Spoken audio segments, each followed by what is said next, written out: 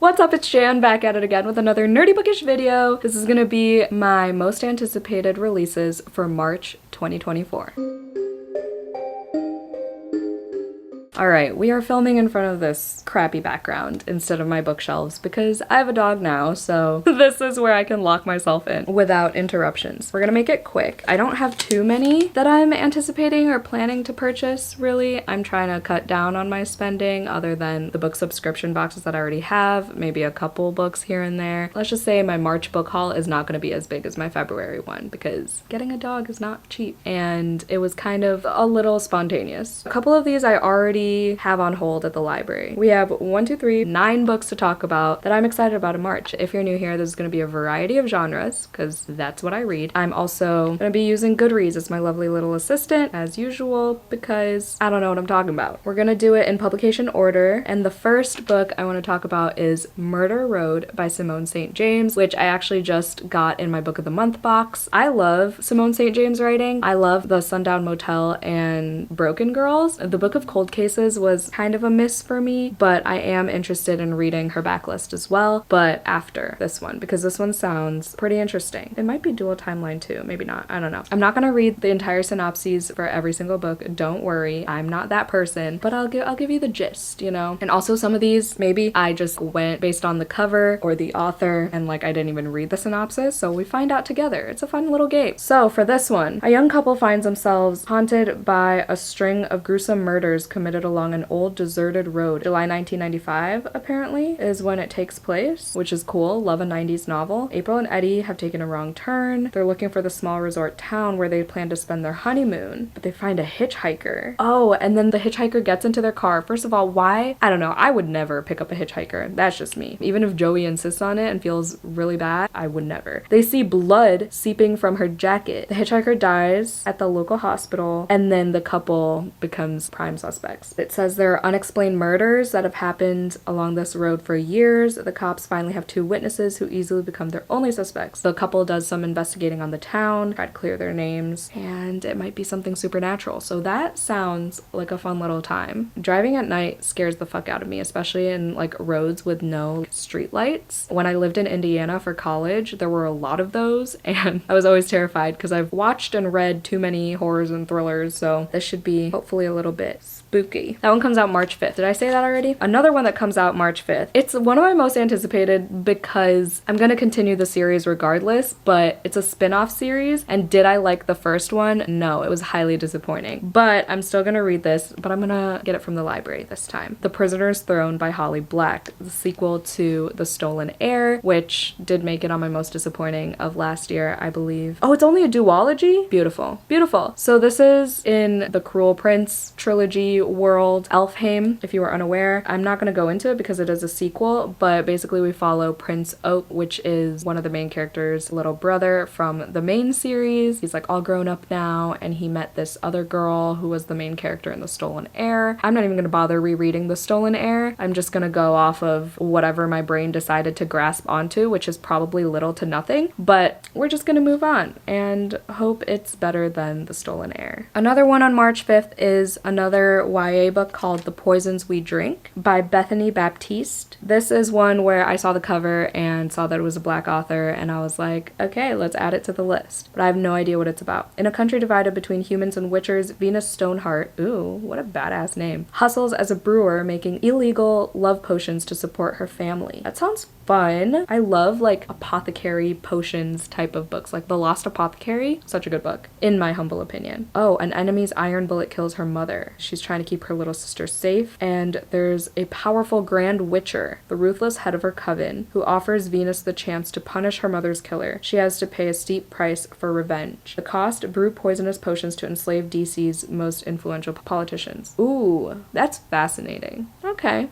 We'll see. I can already like hear the social commentary all throughout this book with like the politics and revenge and all that. I love a revenge story as well, so this should be good. This is probably going to be another library book though, just because I'm unsure. One more for March 5th. We have Clever Creatures of the Night by Samantha Mabry. I just love this cover. It's like so simple yet intricate at the same time, if that makes sense. It's a very well designed cover, and the colorway, great. Ooh, I see the word cult-like, possibly murderous behavior of Drea's roommates. It's a literary horror horror. I love literary horror. Oh, for fans of the Honeys, yikes. I hated the Honeys. I DNF'd it. And Mexican Gothic, which I loved. So it's about a 50-50 chance of me liking this. But it's only 240 pages. It's at an isolated West Texas house where Case's best friend Drea lives with friends from school. Drea's missing. 24 hours to figure out what the hell happened to Drea. Bizarre behavior of Drea's other friends. The animals nearby are lashing out strangely aggressive. Something bad happened in this house. I've been reading a lot of like haunted house type of stories lately, so I'm interested to see what the spin in this one is gonna be. It sounds fun. This one I actually might buy. All right, the next publication date we have on my little list. Oh, we only have 3 really. The 19th, we have a few. First we have Where the Sleeping Girls Lie by,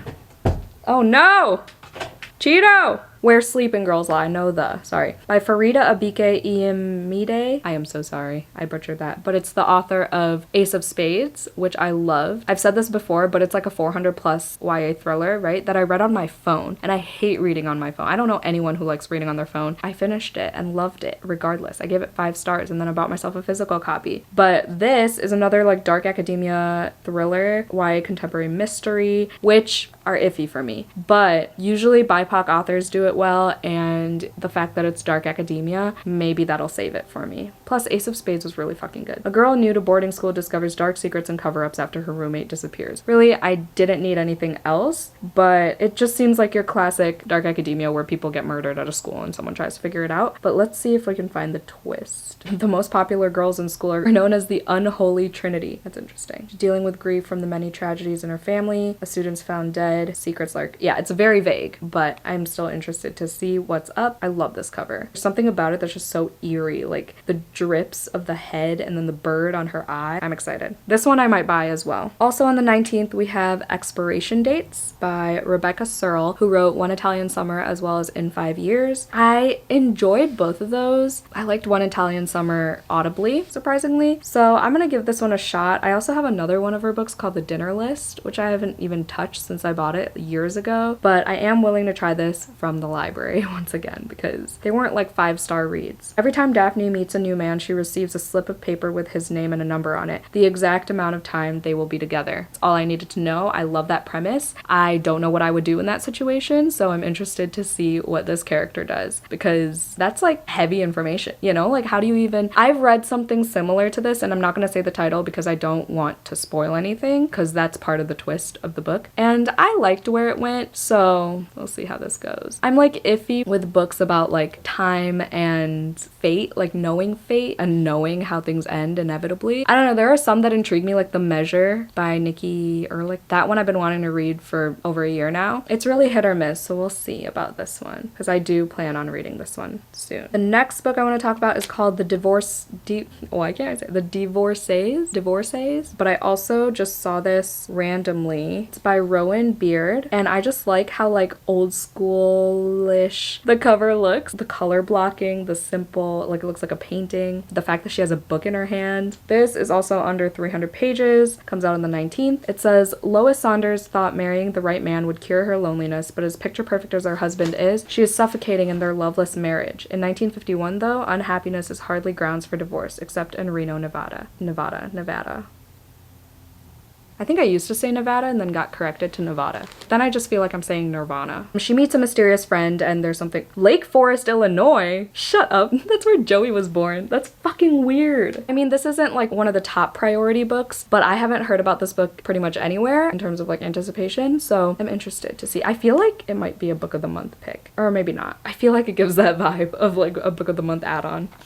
I don't know how to explain that. Oh, I actually own one of these books, but I'm not gonna go get it because then Cheeto's gonna go crazy. The Other Side of Disappearing by Kate Claiborne. Oh, this is the author of Georgie All Along, which I bought and haven't read yet. It's about 2 sisters who drive across the country to unravel the mystery of a notorious con man who ran away with their mother in this timely, moving modern love story about intimacy and truth-telling in the digital age. This interested me because I love con artists in books for some odd reason. My love for that started with this series that I don't hear many people talking about at all anymore. It's called The Thousandth Floor by Catherine McGee. Why does that sound weird? The author of American Royals. I bought that series physically after reading it from the library, and I have yet to reread it. But I will. I want to. Now that I'm talking about it, I just love the twist. It was like Gossip Girl in the future. Anyway, we're not talking about that. We're talking about this. I just thought it was a fascinating premise. I like the cover. I probably won't prioritize this too much because it's a hit or miss for me with the podcast element in books, but I do love a good road trip. And that comes out March 26th. And then the last book that I want to talk about is Diavola, which also comes out the 26th, and I have a physical arc and a digital arc actually. I have yet to read it. This is by Jennifer Thorne, and it's like a gothic vacation story kind of. So this girl Anna goes on a destination vacation with her family. It's at a remote villa in tiny Monteperso. I always forget that this was the blurb that got me interested in this book, other than the cover, because the cover is gorgeous. All too familiar family dynamics in this sly, wickedly funny vacation gothic. Beautifully unhinged and deeply satisfying, Diavola is a sharp twist on the classic haunted house story, exploring loneliness, belonging, and the seemingly inescapable bonds of family mythology. Warning: may invoke feelings of irritation, dread, and despair that come with large family gatherings, which I know all too well. Very relatable. I have a huge family. Something always goes wrong every time we all get together, so